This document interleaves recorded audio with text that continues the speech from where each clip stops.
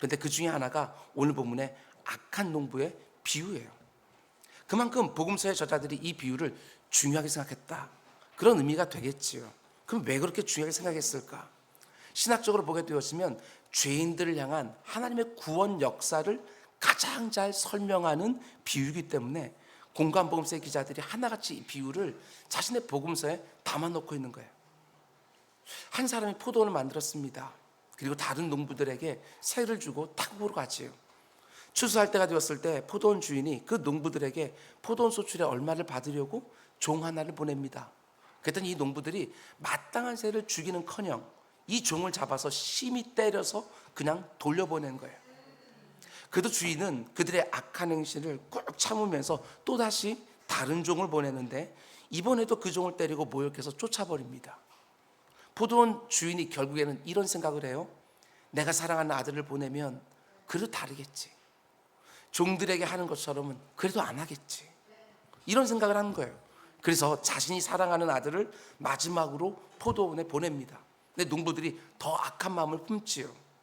저 아들만 죽으면 그는 유일한 상속자니까 이 포도원이 우리 것이 되지 않겠나, 이렇게 생각하고요, 그 아들을 죽여서 포도원 밖으로 내던집니다. 정말 악한 종들이 맞지요. 주인의 포도원을 차지하기 위해서 그 아들까지 죽인 것입니다. 예수님이 이 비유를 하신 다음에 자신의 앞에 있는 그 사람들에게 이렇게 반문하며 말씀 마치시지요. 그러면 이 악한 종들을 포도원 주인이 어떻게 하는 게 맞겠느냐, 생각 좀 해봐라. 돌아와서 그 농부들을 진멸하고 포도원을 다른 사람들에 주는 게 맞지 않겠느냐. 우리 주님이 이 말씀을 하시고 이 비유를 끝을 내줘요. 우리에게 딱 다가오는 것이 있지 않습니까? 죄인들을 향한 하나님께서 지금까지 어떻게 해오셨는지 그것이 보이는 거예요. 예수님이 하신 이 비유는 분량적으로는 짧지만 그 안에 성경에 핵심적인 진리들이 다 들어있습니다. 그 중에서 가장 중요한 세 가지 진리만 생각해 보려고 하는데, 첫 번째는 우리가 믿고 의지하는 하나님은 어떤 분이신가, 그리고 여러분과 저를 포함하여 인간은 어떤 존재인가, 그리고 마지막 세 번째로 예수 그리스도는 또 어떤 분이신가. 이 비유에서 우리는 얼마든지 생각해 볼 수 있습니다. 첫 번째로 오늘 본문의 비유 속에 나타난 하나님은 어떤 분이시냐, 구절을 보십시오. 그가 또 이 비유로 백성에게 말씀하시기 시작하시니라. 한 사람이 포도원을 만들어 농부들에게 새로 주고 타국으로 가서 오래 있다가, 한 사람이 포도원을 만들었습니다. 그리고 그 포도원을 농부들에게 새를 주고 타국으로 떠난 거예요. 예수님은 지금 이 비유에 등장하는 포도원 주인을 하나님으로 비유해서 말씀하시는데, 어떤 하나님 말씀하시는 것입니까? 포도원을 만들었다, 창조주 하나님을 말하고 있는 거예요. 포도원 주인이 자신의 포도원을 아름답게 조성한 것처럼 하나님은 푸른 하늘과 바다와 육지와 해와 달과 별, 식물들과 동물들, 그리고 마지막 날에 사람을 지으셨어요. 하나님의 형상과 모양을 따라 사람을 창조하셨습니다. 여러분, 그런데 하나님이 사람을 마지막 날에 창조했다는 것이 우리에게 어떤 의미인가? 하나님이 사람을 맨 마지막에 창조한 이유는 다른 게 아닙니다. 자신이 앞서 창조했던 모든 것들이 사람을 위한 것이다, 이걸 말해주는 것이지요. 하나님이 빛이 있으라 하시고 빛이 있었습니다. 그 빛을 보면 참 좋았다. 여기서 좋았다는 표현은 하나님 보실 때 야, 아름답구나, 좋구나, 단지 이런 표현이 아니라 이런 의미입니다. 엄마가 음식을 만들고 먼저 맛을 보았어요. 그럼 맛있다, 이렇게 말할 때는 누구를 염두에 두겠어요? 그 음식을 먹고 즐거워할 그 자녀들을 먼저 염두에 둔 표현이겠죠.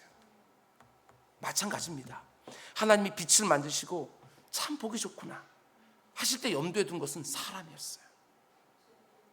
첫째 달 창조가 끝나고 나서 거기에 살게 될 사람들을 보면서 저들이 저 빛 아래 사는 거 참, 그 모습을 생각하니 참 좋구나. 둘째 날의 창조가 다 끝나고 나서 또 거기에 살게 될 사람들을 생각하면서 보기가 참 좋구나.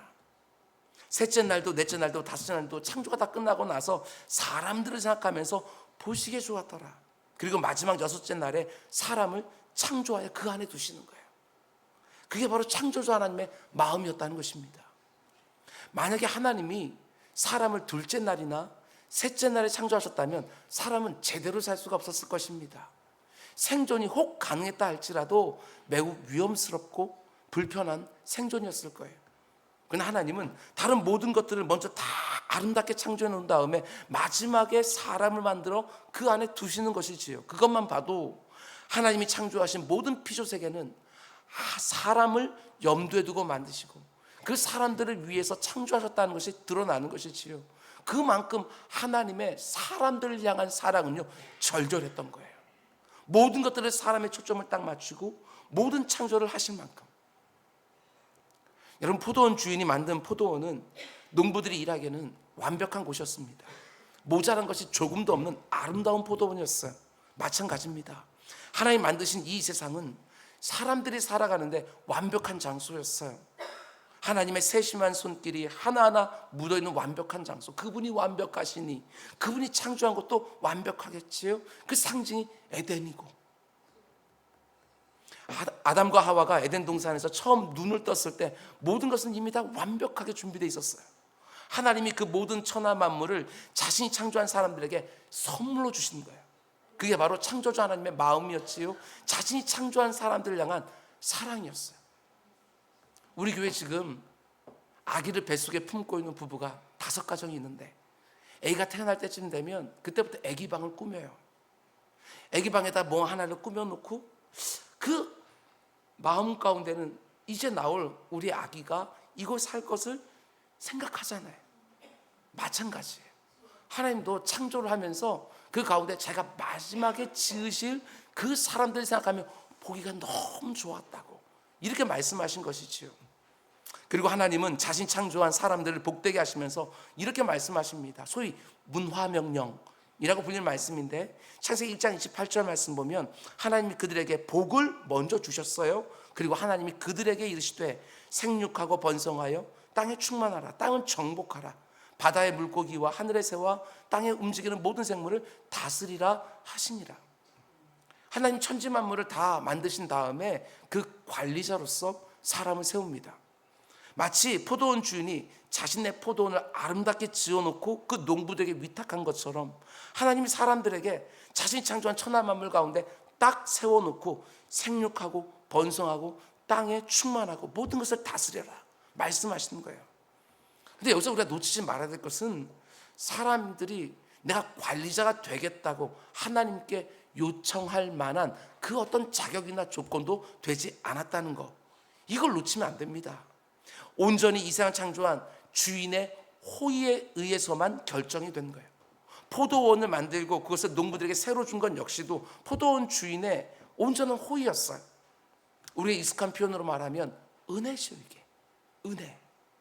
그 어떤 자격이나 조건도 되지 않음에도 불구하고 하나님이 일방적으로 베풀어준 호의, 그것이 바로 최초의 인류가 경험했던 하나님의 호의였어요.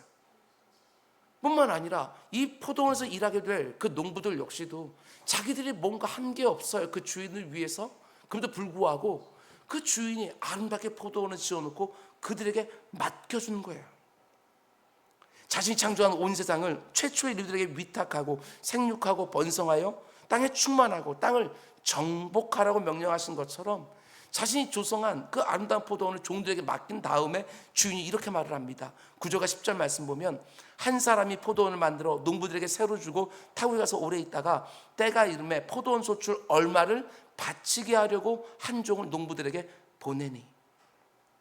이 말씀은 포도원 주인과 그 농부들이 어떤 관계인지를 보여주는 상징적인 장면입니다. 포도원 주인은 세를 받는 분이고, 그리고 농부들은 당연히 세를 내야 되는 직원들이에요. 그리고 때가 되었을 때 주인이 그 소출에 얼마를 바치게 하려고 농부들에게 자기 종을 보냈다, 이렇게 말합니다. 여기서 얼마를 바치게 하려고 할 때 얼마는요, 원어로 보면 아주 작은 분량, 소량을 말하는 거예요. 무리한 요구를 주인이 한 것이 아닙니다. 지극히 적은 얼마를 바치게 하려고, 이런 뜻인 거예요. 이 농부들을 통해서 내가 부를 축적하겠다, 떼돈을 벌겠다, 그런 의미가 아니에요. 이 포도원은 너희 것 아니다, 그 말을 하는 거예요. 너희들이 나에게 세를 보내면서 너희들과 내가 어떤 관계인지 그것을 상징적으로 보여주는 거예요. 너희들은 내게 고용된 자들이고 주인은 나다, 이 말을 하는 것이지요. 그 관계를 보여줄 수 있는 아주 적은 양의 새가 목적이 아니라 그 새를 따로 떼어서 주님에게 줌으로 자기들이 주인이 아니라 자기들은 청직일 뿐이다. 이걸 상징적으로 생각하게 되어지는 것이지요. 마찬가지예요. 하나님은 사람을 창조하신 다음에 최소한의 요구를 하십니다. 창조주 하나님과 피조물 된 그 인간, 그 관계를 확인시켜 주는 것이 최소한의 요구였어요. 그 최소한의 요구가 무엇입니까? 우리 잘 아는 것처럼 모든 것을 다 너에게 맡기지만 선악을 알게 하는 나무 그 열매 하나만큼은 먹지 마라. 그 열매만큼은 보지도 말고 만지도 말고 절대로 먹지 마라. 먹으면 네가 정령 죽으리라. 하나님이 그들에게 맡겨주신 것에 비하면 정말 작은 소량이에요. 모든 것을 다 먹어도 된다. 그 가운데 딱 그거 하나만, 최소한의 명령이죠. 모든 동산나무의 실과는 네 임의로 네 마음대로 다 먹어도 좋다. 그러나 딱 이거 하나만 먹지 마라. 왜 그거 하나만 먹지 말라고 금지하셨어요? 하나님과 사람의 관계를 그걸로 하여금 늘 상기하게 하시는 거예요. 내가 온 세상의 주인이다. 딱 이거 하나만 너희들이 건들지 말므로 내가 온 세상의 주인이라는 거, 너희들은 청직이라는 거, 그것을 명심해야 된다. 그 작은 하나의 요구가 바로 선악과 금지 명령이었던 거예요. 딱 하나만 금지시켰습니다. 가혹한 금지 명령이 아니에요. 다 주시고 얼마만을 요구하시는 거예요. 딱 하나만 지켜달라고. 이 세상에 어떤 사람들처럼 오해하시면 안 됩니다. 하나님이 사람들에게 죄를 짓게 만들려고 선악을 알게 하는 나무를 일부러 거기에 두었다, 이런 거 아니에요. 이 나무만큼의 열매는 먹지 마라. 그게 바로 오늘 본문에 나오는 아주 적은 양의 분량, 이것이지요. 여러분과 제가 모든 것을 호의로 허락하신 그 하나님께 드려야 될 마땅한 얼마의 새인 거예요. 포도원 주인이 지극히 적은 얼마의 새를 요구한 것처럼 하나님이 자신을 창조한 사람에게도 정말 최소한의 의무만 요구하셨습니다. 다 너희가 관리해라. 다 너희 임의로 해라. 그러나 네가 주인이 아니라 내가 주인이라는 것, 그거 하나만큼 우리 분명히 하고 살자. 그런 의미로 해릴 수 없을 만큼 많은 것을 주신 다음에 딱 선악과 하나만 금지하신 거예요. 오해하시면 안 됩니다. 우리가 늘 하는 것처럼 하나님이 너무나 나에게 많은 것을 요구하신다, 그렇지 않아요. 그분이 나에게 허락한 것에 비하게 되었으면 적은 양의 얼마예요. 다 주시는 분, 지극히 관대하신 분, 자신의 모든 것을 온전히 호의로 주시는 풍성하신 분, 그분이 바로 우리가 믿고 의지하는 하나님 아버지라는 거예요. 그런데 두 번째로 우리 주님이 이 비유를 통해서 말씀하신 것 가운데 첫 번째가 창조주 아버지 하나님이라고 한다면 두 번째로 말씀하시는 것은 사람은 어떤 존재인가, 이 부분입니다. 오늘 본문만 놓고 보면 매우 이기적이고 탐욕스러운 존재, 너무나 이기적이고 탐욕스러워서 하나님과 자신에 있는 그 최소한의 경계도 무시로 넘어드는 그런 존재로 이렇게 보여집니다. 하나님 모든 걸 다 준비해 놓고 사람에게 맡기시지요. 맡기셨다는 말 자체가 원주인이 따로 있다는 말이잖아요. 맡기신 것이기 때문에 사람은 주인이 아닙니다. 단지 위탁받은 청지일 뿐이에요. 원주인은 오롯이 하나님이셔요. 그런데 단지 위탁받은 청지가 어떻게 합니까? 탈선을 합니다. 탈선. 하나님이 선을 쫙 그어 놓았어요. 너하고 나의 차이를 구분할 수 있는 선악과 금지 명령, 금을 쫙 그어 놓았는데 그것을 넘어버리는 거예요. 원주인이 금을 딱 그어 놓았는데 그것을 딱 넘어버려요. 이게 바로 너와 나의 경계다 하고 하나만 그어 놓았는데 그거 하나도 못 견뎌서 그걸 넘어버리는 거예요. 주인의 자리를 엿보는 그런 인생들의 이런 반역입니다. 인류 최초의 죄가 이렇게 발생하고 타락하기 시작하지요. 내가 위탁받은 것을 내 것이라고 착각하는 순간부터 청직의 타락이 시작이 되어져요. 이것은 내 것인데 이렇게 생각하는 순간 청직의 타락이 시작되어져요. 나와 무관하게 들으면 안 돼요. 우리 다 입술로 고백하지 않습니까? 내가 다 받았다고, 다 하나님 거라고, 은혜로 받았다고, 모든 것이 다 하나님의 은혜라고. 그런데 그 중 가운데 속에 최소한의 것 하나라도 이게 내 것이다 이렇게 말하는 순간 청지기들의 타락이 시작된다고요. 오늘 보면 14절은 분명히 보여줍니다. 농부들이 그를 보고 서로 의논하여 이르되 이는 상속자니 죽이고 그 유산을 우리 것으로 만들자. 자기들 것이 아닌데 자기들 것으로 만들겠대요. 단지 위탁받은 것일 뿐인데 마치 자기들은 착각하기 시작한 거예요. 착각만 한 것이 아닙니다. 의지까지 세웠어요. 주인의 유산을 우리 것으로 만들자, 내 것으로 만들자. 이게 바로 청지기들의 타락이었어요. 자기 것도 아닌데 자기 것으로 만들어서 스스로 주인이 되려고 했던 것이지요. 사실 인간의 역사는 청지기의 타락한 역사다, 이렇게 말할 수 있습니다. 천하 만물을 창조하시고 인간을 창조하셔서 모든 것의 주인이 되신 하나님을 인간들이 반역을 한 거예요. 인간의 세계에서 하나님을 내어쫓고 배척했던 역사, 그것이 바로 인생들의 역사고 죄인들의 역사인 거예요. 하나님 에덴 동산을 만드셨습니다. 인간이 살기에 그 무엇도 부족하지 않은 정말 완벽한 장소, 자신이 창조한 모든 것들을 정말 온전한 호의로, 선물로, 값없이, 은혜로 인간에게 다 주셨어요. 그러면서 지극히 작은 것 하나만 딱 요구하셨어요. 동산나무 중앙에 있는 그 나무의 열매만큼 먹지 마라. 그런데 그 모든 걸 선물로 받은 인간이 제일 먼저 한 것이 무엇입니까? 자기가 하나님이 되려고 한 것이지요. 자기 자신이 그 경계를 허물고 하나님의 자리에 오르길 원했던 거예요. 악한 사단마귀가 와서 유혹하지 않습니까? 하나님이 왜 이것을 먹지 말라고 하셨느냐? 그것이 바로 네가 먹으면 네가 하나님처럼 되기 때문이다.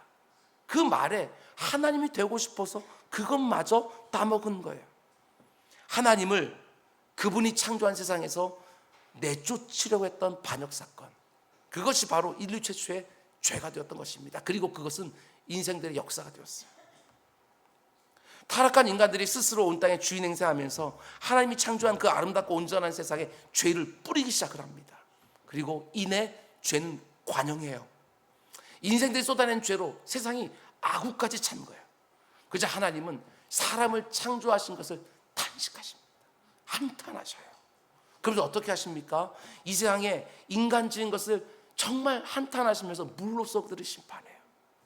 그런데 몇몇 사람만 딱 남겨놓으십니다. 죄가 관영한 그 세상을 다시 회복시키기 위한 구루터기로서 노아와 그의 가족들 8명만 딱 남겨놓아요. 근데 홍수가 일어난 이후에 그 자손들이 또 많아지고 많아지다 보니까 어떤 일이 벌어져요? 홍수 사건이 6장부터 시작되어지는데 10장에 족보가 나오고 11장으로 딱 넘어가자마자 족보가 왜 나와요? 사람들이 얼마나 땅에 많아졌는지 그걸 10장에서 보여주는 거예요. 그리고 사람들이 많아진 그 결과로 11장에 바벨탑 사건이 나와요. 사람들은 하나님이 이 땅을 지난번처럼 홍수를 심판해도 우리가 스스로의 목숨을 우리가 지킬 수 있도록 하늘에 닿게까지 우리가 탑을 쌓자 하고 바벨탑을 쌓은 거예요. 바벨탑을 쌓았다는 그 모습 자체가 하나님을 향한 반역, 인생들이 다 신할 평지에 모여서 합심하여 하나님께 반역한 사건이었어요. 하나님 그들의 언어를 혼잡케 하시고 그 바벨탑을 무너뜨리시지요. 그리고 나서 인류 전체를 향한 하나님의 구원 계획은 거기서 끝이 나고 12장으로 딱 넘어가자마자 아브라함 한 사람을 딱 불러서 그 사람을 통하여 나라와 민족을 만들고 그 나라와 민족을 통하여 온 세상이 구원받는 하나님의 구원 계획을 다시 수립하셔요. 오늘 본문의 비유를 말씀하시면 하나님이 지으신 포도원의 소작용으로 지음받은 인간이 우리가 주인이다 이렇게 선언을 해요. 이게 바로 타락이죠. 하나님의 포도원을 우리가 차지하자, 우리 것으로 만들자. 신본주의로 사는 것이 아니라 인본주의로, 하나님 중심으로 우리가 살아가는 것이 아니라 내 스스로 주인이 되려고 했던 인간들의 반역의 역사, 그게 인생들의 죄된 역사였죠. 제가 설교 때 자주 인용하는 누가복음 12장에 나오는 어리석은 부자 역시도 마찬가지입니다. 어떤 면에서 오늘 비유에 등장하는 악한 농부들과 똑같아요. 한 농부가 봄에 씨를 뿌려요. 열심히 땀 흘려 일을 했어요. 가을에 소출을 거둘 때 보니까 기대했던 것보다 훨씬 더 많은 소출이 생긴 거예요. 이걸 어떻게 하나 고민하다가 어리석은 부자가 이렇게 결정을 합니다. 내가 이렇게 하리라. 내 곡간을 헐고 더 크게 짓고 내 모든 곡식과 물건을 거기 쌓아두리라. 그리고 큰 곡간을 짓고 거기에 곡식을 가득 채웁니다. 그리고 자기가 쌓아둔 곡식들을 보면서 이렇게 마음으로 말하지요. 내가 내 영혼에게 이르되 내 영혼아 여러 해 쓸 물건을 많이 쌓아두었으니 평안히 쉬고 먹고 마시고 즐거워하자 하리라. 이 부자의 독백을 들어보면 그의 말 속에 가장 많이 나오는 단어가 무엇입니까? 그것은 바로 나라는 표현이지요. 내가 이렇게 하리라. 내 곡간을 헐고 내 모든 곡식과 물건을 내가 내 영혼에게 이르되. 근데 그날 밤에 하나님이 나타나셔서 뭐라고 그 부자에게 말씀하십니까? 어리석은 자여, 오늘 밤에 네 영혼을 도로 차지. 도로라는 말을 잘 보셔요. 도로라는 말이 무엇입니까? 생명이 원래 하나님께서 있다는 거예요. 근데 그 생명을 너에게 맡겼다는 것이지요. 근데 그 맡긴 생명을 도로 찾겠다는 거예요. 결국 지금 이 비유의 핵심은요, 소유권의 문제예요. 소유권의 문제. 나의 생명이 누구 것입니까? 하나님이 호흡을 딱 거둬가는 순간 우리는 스스로 그 호흡을 한 번도 못해요. 생각해 보십시오. 내 호흡의 진짜 주인이 누군지 한번 생각해 보시라고요. 내 심장이 내 의지로 뛰는 것입니까? 너 뛰어라 하니까 뛰는 거냐고요. 내 의지와 상관없이 지금 뛰고 있어요. 내가 심장에게 뭐라고 말해서 뛰는 것이 아니라 심장은 내 의지와 상관없이 뛰고 자고 있을 때도 뛰어요. 그러니까 심장이 뛰고 피가 순환하는 것은 내 의지 활동이 아닙니다. 하나님이 허락하신 동안에만 뛰는 거예요. 맥박 한 번도 내 것이 아니라고요. 내 생명, 내 가족, 내 재산, 내 집 이렇게 말하지만 그게 누구의 것이냐 묻는 것이지요. 당연히 내 것처럼 보이는 것들조차도 내 것이라고 주장할 만한 근거가 아무것도 없어요. 아무리 내 이름으로 등기가 되어 있는 집이나 땅이 있다 할지라도 한 100년만 지나봐요. 거기 누구 이름이 써 있을지, 내 사랑하는 자녀들의 이름이 쓰여 있을 것이다, 누가 그렇게 확신하게 말할 수 있겠어요? 100년 후에는 내가 여기 없습니다. 거기에는 다른 사람들의 이름이 쓰여져 있는 거예요.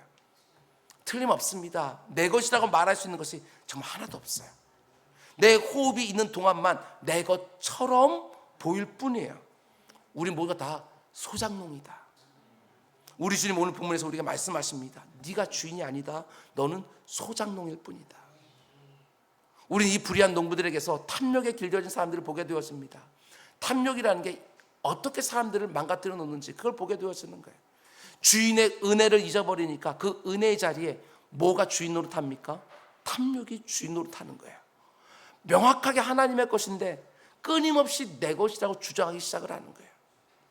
많은 사람들이 더 많은 것을 내 것으로 소유하면 더 큰 행복을 얻을 것처럼 생각하지만 그렇지 않습니다.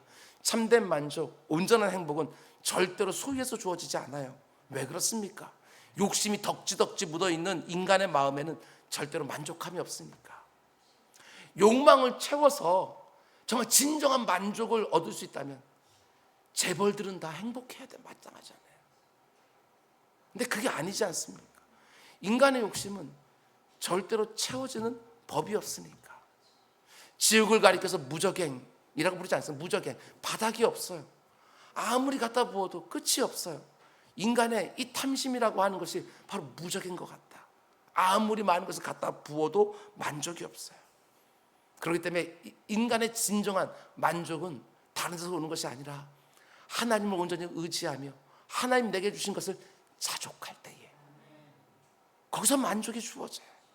내 소유가 다른 사람과 비교해서 많든지 적든지, 내 자녀들이 다른 자녀들과 비교해서 탁월하든지 아니면 좀 떨어지든지, 하나님이 나에게 과분한 자녀들을 주셨다고 믿는 그 순간부터 우리는 진정한 만족을 누리게 되어지는 거예요. 내 원주인이 되시는 그 하나님께서 나를 너무나도 잘 아시고 나에게 주시되 그저 적당히 주신 것이 아니라 넘치게 줬다고 고백하는 사람들은 그 가운데 언제나 만족하며 살게 되어지는 것이지요. 여러분과 저는 주인이 아닙니다. 내가 소작인이라고 하는 것을 깨닫게 되는 그 순간 바로 진짜 행복이 주어져요. 언제가 저도 그런 것 같아요. 내가 주인이 아니라고 생각하는 그 순간부터 말할 수 없는 자유함이 있어요. 내가 뭔가를 잘해야지, 그래 내 것을 채울 수 있다고 생각했던 것들이 아니라 나는 하는 데까지만 하고 게으른 종만 되지 아니하고 내가 할 수 있는 최선을 다해서 하는 데까지만 하고, 그것이 내 눈에 좋아 보이든 남의 보이든 다른 사람 비교하지 않고 하나님의 손에 딱 올려놓기만 하면 그분이 원주인이시니까 그분이 책임지시리라. 거기서부터 진짜 자유함이 주어지고 만족함이 주어지는 거예요. 마지막 세 번째로 이 비유에 생각해 봐야 되는 것은 포도원 주인이요, 그 패역한 농부들을 위해서 자신 하나밖에 없는 아들을 주셨다는 것입니다. 본문 13절을 보면 포도원 주인이 이르되 어찌할까, 내 사랑하는 아들을 보내리니 그들이 혹 그는 존대하리라.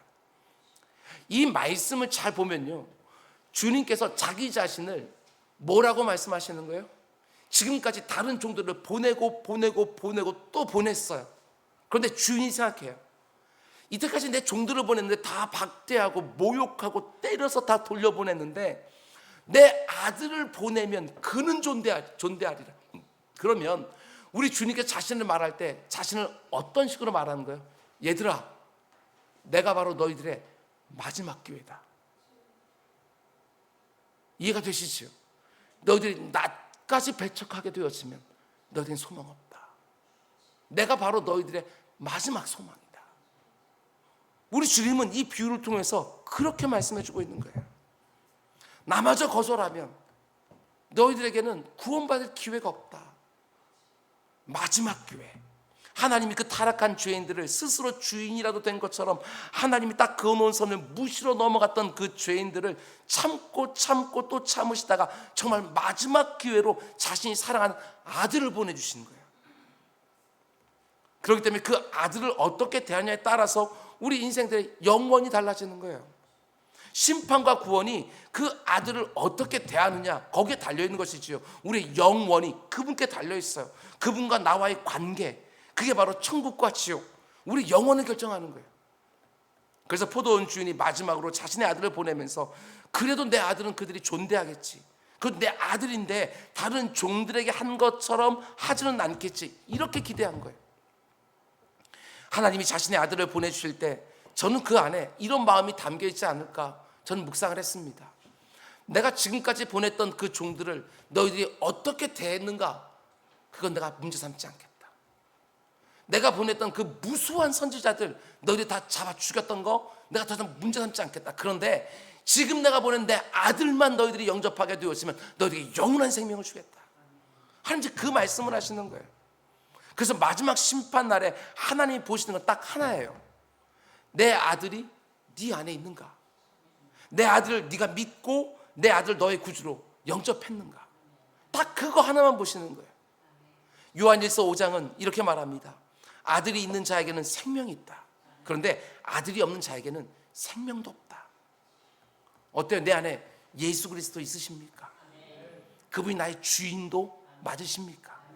내 삶에 혹시 내 것이라고 주장하는 부분이 있지는 않은지, 하나님 이건 내가 노력한 겁니다. 이건 내가 애써 수고해서 내가 이거 얻은 것입니다. 이렇게 말하는 것이 눈에 보이는 것이든 눈에 안 보이는 것을 내 것이라 주장할 수 있는 것이 혹 있느냐라는 것이지요.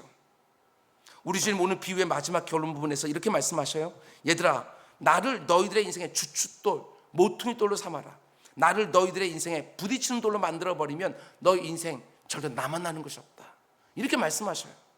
17절과 18절 말씀 보면 우리 주님 말씀하십니다. 그들을 보시며 이르시되 그러면 기록된 바 건축자의 버린 돌이 모퉁이의 머릿돌이 되었느라 함이 어찌미냐. 무릇 이 돌 위에 떨어지는 자는 깨어지겠고 이 돌이 사람 위에 떨어지면 그를 가루로 만들어 흩으리라 하시니라.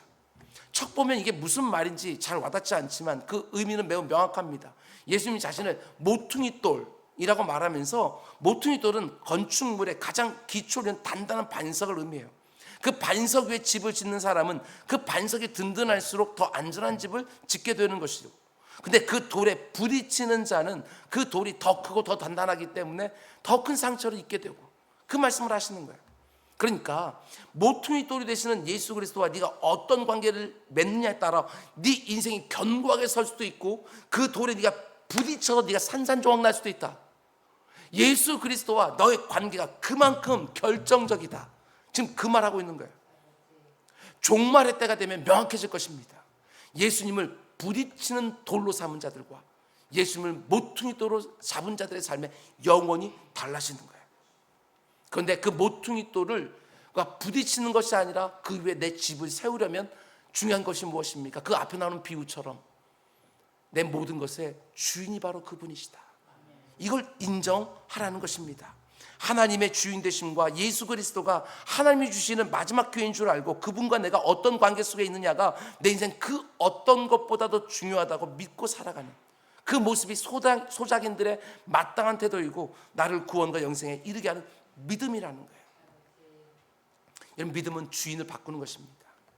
아무리 내가 내 인생의 주인인 것처럼 보여도 아닙니다. 그게 바로 타락한 인생들의 착각인 거예요. 내 것 없습니다. 내 시간이라니요. 오늘 밤 내 호흡을 하나님 딱 거두어가 버리시면 내 시간이 어디 있겠어요? 내 재물? 아닙니다. 그것도 내 것 아닙니다. 내 것 없습니다. 책임도 지지 못하면서 내가 스스로 주인이 되려고 하는 것보다 어리석은 것이 없는 거예요. 하나님을 진짜 믿고 못 믿고는 그분에게 내가 얼마나 의지하고 신뢰하며 맡기느냐에 달려있는 것이지요. 내 사업, 내 자녀, 내 미래, 그게 어디 내 의지와 내 열심으로 되는 것입니까? 하나님이 나에게 일정한 기간 동안만 맡기셨다는 것을 알고 이제 자유하시기 바랍니다. 그분의 충성된 종으로 내가 할 수 있는 데까지만 정말 최선을 다해서 감당하고 그 결과는 원주인께 다 맡겨드리고 바꾸셔야 됩니다. 여전히 내가 주인처럼 행세하는 그 영역까지도 원주인에게 맡겨드려야 되는 거예요. 하나님께 맡겨도 안 망합니다. 절대로 부끄럽게 되지 않습니다. 그분이 책임져 주신다는 게 뭔지를 아는 만큼 내 인생의 진짜 자유와 만족을 누리게 되어지는 거예요. 내 안에 있는 탐심이 은혜의 자리를 대체하기 시작하면 그 결과는 보나마나예요. 나 같은 엉터리가 모든 걸 다 책임져야 돼요. 거기에 무슨 자유와 만족과 행복이 주어지겠나. 오늘 제가 여러분들을 쭉 보니까요, 이제 인생들을 어느 정도 다 이루신 분들 아니에요? 대부분은 지금까지 그 정도 내 것인 줄 알고 최선을 다해서 내가 했으면 이후의 삶은 하나님 좀 맡겨드리세요. 지금까지 내가 오로지 책임지려고 하면서 그 가운데 얼마나 아등바등 하셨느냐고요. 이젠 그러지 마시고 지금까지 여러분의 경험, 여러분의 실력, 여러분의 지위 쌓을 만큼 쌓아 놓았잖아요. 아직도 뭐가 더 부족해서 그 가운데 내가 오롯이 다 책임지려고 하냐고요. 그러지 마시고 이제부터 하나님께 맡겨드리고 자유한다는 게 무엇인지, 하나님이 내게 주시면 그것이 과분한 줄 알고 자족하며 감사한다는 게 무엇인지, 이것도 좀 알며 살아야지요. 내 인생과 내 인생 안에 있는 모든 것들을 원주인이 되시는 하나님께 온전히 맡겨드리고 내 사랑하는 구주 위에 내 생각과 내 감정과 내 의지까지 하나하나 그 모퉁이 돌 위에 올려놓으면서 맡긴 만큼 누리는 자유, 의지한 만큼 경험하는 평안, 점점 더 많은 영역에서 경험하는 우리 모두 다 될 수 있기를 주님의 이름으로 축원드립니다. 우리 마지막으로 함께 찬양합시다. 오늘 말씀 생각하면서 이 찬양합시다. 내가 주인 삼은 모든 것 내려놓고.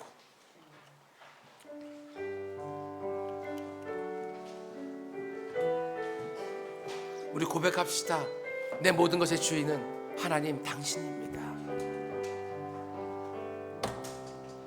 내가 주인 삼은 모든 것 내려놓고 내 주 되신 주 앞에 나가 내가 사랑했던 모든 것 내려놓고 주님만 사랑해.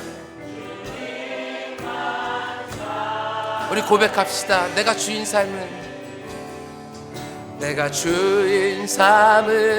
모든 것 내려놓고 내 주 대신 주 앞에 나가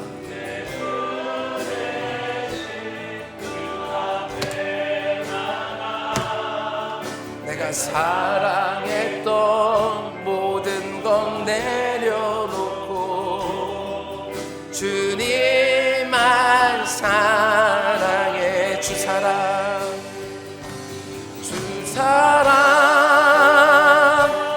거친 품, 저기 뒤에 불 좀 꺼주세요. 깊은 바다처럼 나를 잠잠케 해. 주 사랑 내 영혼의 반석 그 사랑 위에. 우리 다시 한 번만 찬양합시다. 내가 주인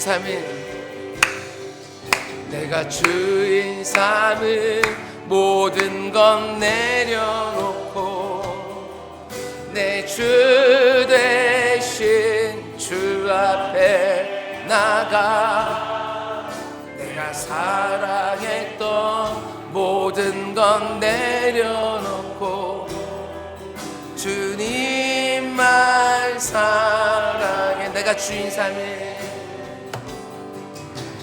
주인 삼은 모든 것 내려놓고 내 주 되신 주 앞에 나가 내가 사랑했던 모든 건 내려놓고 주님만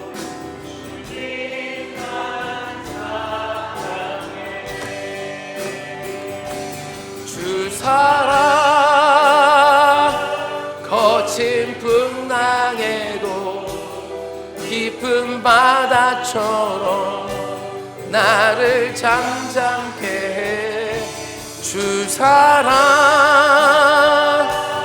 내 영혼의 반석 그 사랑 위에 그 사랑 위에 서리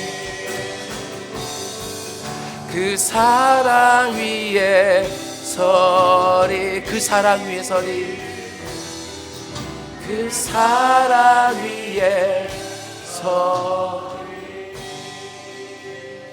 우리 잠깐 입술을 열어서